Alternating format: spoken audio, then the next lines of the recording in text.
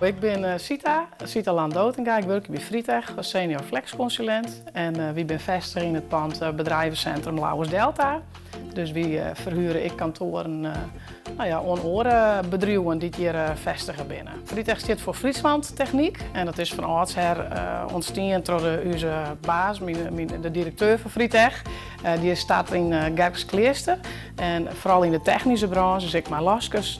Dat is gaande de jaren verder uitbreiden naar bouwpersoneel, maar ik horeca en administratieve functies. En de lauwer die ontstaat hier bij Roesterveen en die rent hier helemaal naar boven. De blauwe waar je zegt, dat is eigenlijk de lauwers. Dat is dat water wat ik krijg omhoog. En die rent dat is mijn echt. En vooral uit deze regio, hè, dat zit er wel een beetje onbekend van. Het wordt maar eerst geleden, ja daar houden we het op. Zeg je dat? Nou, voor ons is Friesk wel onze druwveer. Friesland Techniek, daar zit natuurlijk ook al een stukje Friesk in verwerken. Uw personeel praat een heel soort Fries, dus dat maakt het ook mooi leegdrempelig. Je kan je zo binnen erin komen. Ook onze klanten binnen voornamelijk een soort Frieske bedrijven hier in de regio. En we merken dat de Frieske taal heel wichtig is, omdat het heel makkelijk ga je het gesprek even aan. Dus dat maakt het bij een sollicitatiegesprek ik wel wat noffelijker. We nemen de telefoon meestal op in het Fries. En dan krijg je die persoonlijke baan. Dan is het net het begin Frietech en het begin op. Zeg ook dat.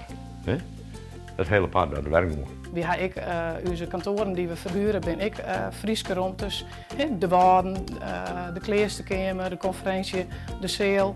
Zelfs de mooie blauwe lochten die we hadden, die hebben we hier zelf op nog. Nou ja, ik ga B&B Inkomst West van de AFOEK en dat weer in de gemeente. Daar is de Zichtbruns Friesk promoot en dat maakt me wel heel nieuwsgierig. En dat had ik zijn mijn naam naar mijn werk. En wie had hier al aan over de bestikkering voor op uw pand om meer dat Friesk zin te litten. En zelfs bouwt je wat rolling en ben we together met de AFOEK het gesprek omgang en hoop je wie op die manier een goede gearwerking daarmee te krijgen. Ja, ik zoek hem steeds waarom net. Uw gevoel bij het Friesk is echt dat het maakt het leegdrempeliger voor de mensen in de regio. Die komen gauw even binnen, wel even een bakje koffie drinken en van het in komt het oor. Dus ik denk dat je ook wel volle meer de verbinding vinden.